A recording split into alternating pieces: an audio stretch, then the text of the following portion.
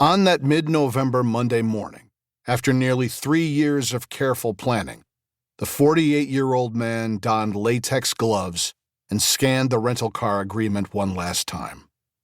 His eyes paused on the flowing signature Marion Davis before he stuffed the agreement into an aluminum clipboard storage box, the kind construction estimators use. He set it on plastic sheeting on the credenza in a dingy motel room not far from Joint Base Andrews.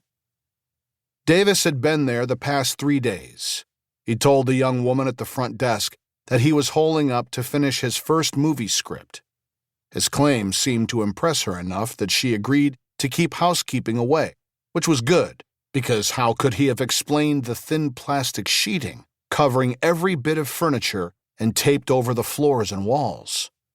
Or, even harder to explain, the 4 large plastic storage bins he'd bought at Walmart and filled with bleach, hydrogen peroxide, and distilled water.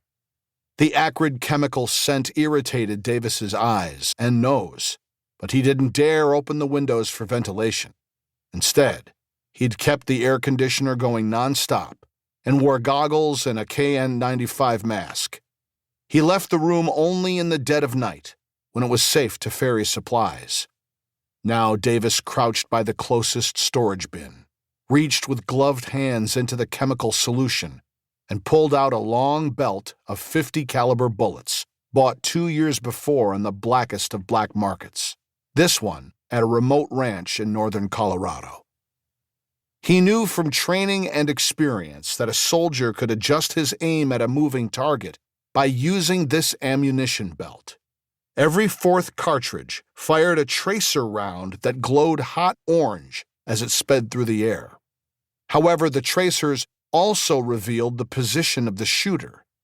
Davis left in the first 4 tracer rounds, but removed the remaining ones and replaced them with live rounds from a second bleached ammunition belt.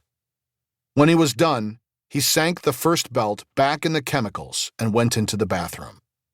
There, Davis stripped off his clothes and put them in a plastic garbage bag that he closed and sealed with duct tape.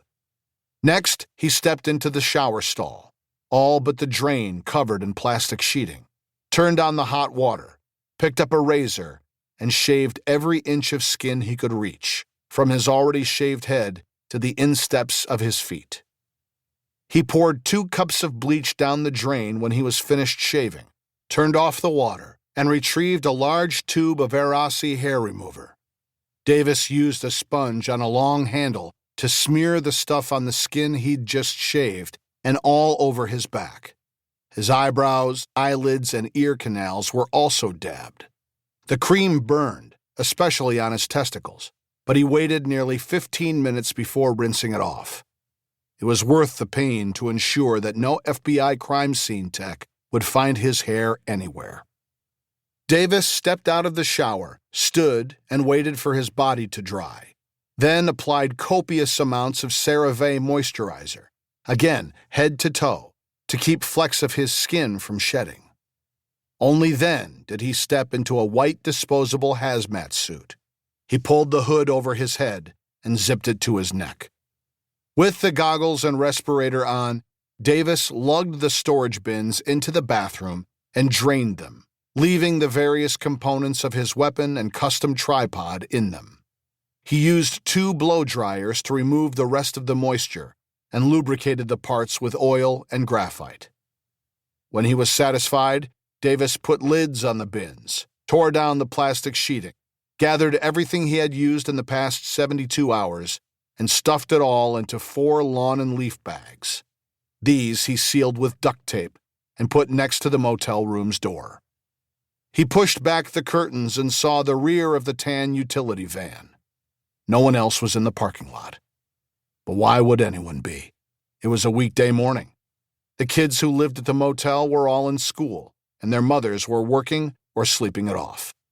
Davis opened another bag, retrieved a new Baltimore Ravens hoodie, and put it on over the hazmat suit.